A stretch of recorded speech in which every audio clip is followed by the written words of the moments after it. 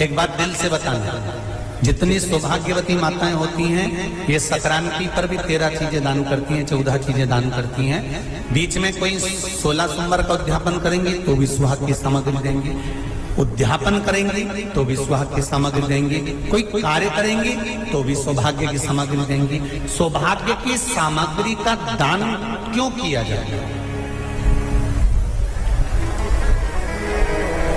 सौभाग्य सूचक वस्तुओं का दान क्यों किया जाए? सौभाग्य की वस्तुएं प्रदान करी जाती है, क्यों दी जाती है? उसका कारण क्या है?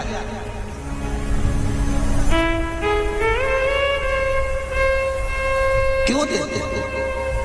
महाराज,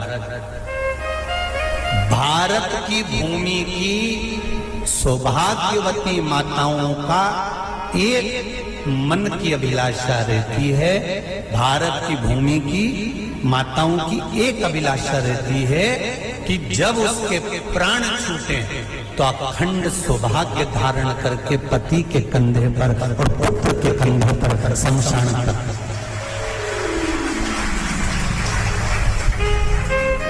ये भारत की भूमि की माताओं की सोच है, उनके मन का संकल्प, उनके मन का भाव।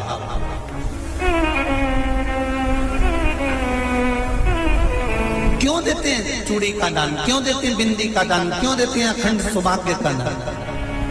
किस महाराज?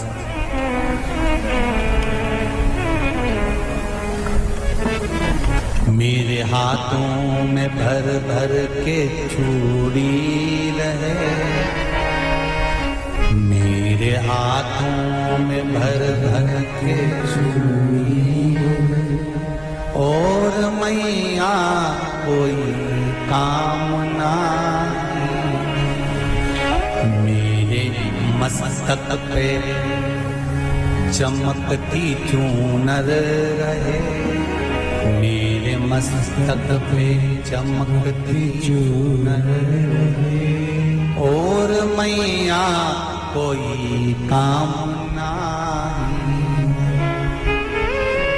मेरी मांगों में भर भर के सिंदूर रहे, मेरी मांगों में भर भर के सिंदूर रहे, और मैया कोई कामना नहीं, मेरे पाँव में बिछुड़ी का जोड़ा रहे,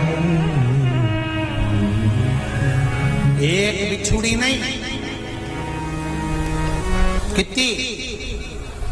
2, 3, 4, 5, एक एक पाँव में जोड़े से बिछुड़ी होना चाहिए, केवल एक नहीं, सिंगल नहीं। वो तो आजकल का फैशन हो गया महाराज, जो केवल एक बिछुड़ी धारण कर लो उसी में फैशन दिखे। श्रावण की शिव महापुराण की कथा कहती है, जब बेटी को विदा करा जाता है और पहली बार बेटी के पांव में जब बिछुड़ी डाली जाती है तो वो बिछुड़ी भी अलग अलग नहीं होती, उस बिछुड़ी के जोड़ को चेन से एक दूसरे से बंधा हुआ। बोला सही है कि गलत? जितने आस्था चैनल पर कथा सुन रहे हैं, जितने फेसबुक पर सुन रहे हैं, यूट्यूब पर सुन रहे हैं, सुन लेना कि मेरे भारत की माताओं का जब पाणी ग्रहण संस्कार किसी बेटी का होता है, उसके पांव में जब पहली बार बिछुड़ा पिनाया जाता है, बिछुड़ी पिनाई जाती है, तो वो बिछुड़ी भी एक दूसरे से बंधी हुई होती है, चेन से बंधी हुई होती है। उसको अलग अलग वाली बिछुड़ी शादी के मंडप में नहीं पिनाई जाती। क्यों? जैसे ये बिछुड़ी एक दूसरे से पांव में बंधी हुई है, तुम्हारी जिंदगी अंतिम श्वास तक ऐसी ही बंधी हुई है, यही बनना चाहिए। वो तो अब माताओं ने थोड़ा सा फैशन चेंज कर दिया, अब पांव में ज्यादा बिछुड़ी निकलती, गड़ती है, चुभती है, एक बिछुड़ी धारण महाराज पर नहीं। बिछुड़ी भी दो हो, जोड़े से।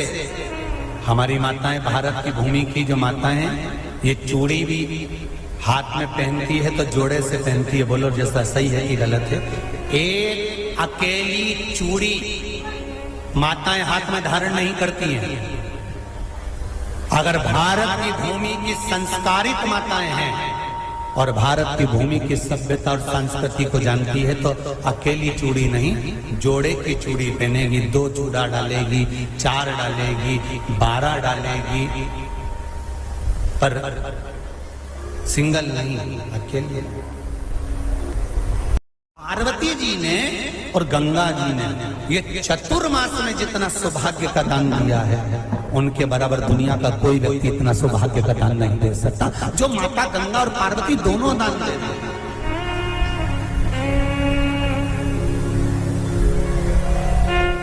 प्रतिदिन दे रहे हैं। और अब तो फैशन आ गया, तुम लोगों जो सौभाग्य का दान देते हो प्लास्टिक की डलिया में देते हो, पर एक एक पुराण को उठा कर देख लेना, एक एक उद्यापन को उठा कर देख लेना, जितनी तुम कथा तुम्हारे घर में छोटी छोटी कथाओं की पोथियां पढ़ी हो उनको उठा कर देख लेना, उसमें नहीं लिखा कि प्लास्टिक की डलिया में सौभाग्य की वस्तु का दान दिया जाता है। उसमें लिखा है बांस की पिटारी में, बांस की डलिया में सौभाग्य की वस्तुओं का दान दिया जाए। क्यों?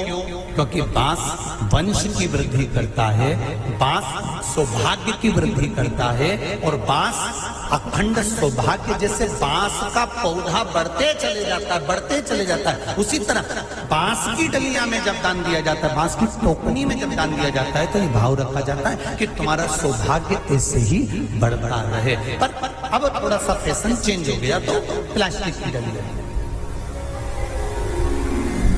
पर प्लास्टिक की नहीं।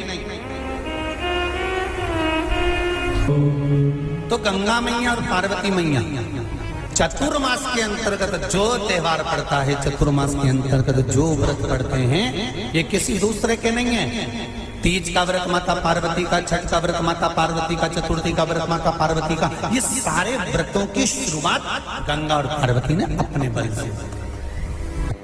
बोलो हर हर महादेव। ये अपने बल से बना, अपने बल से।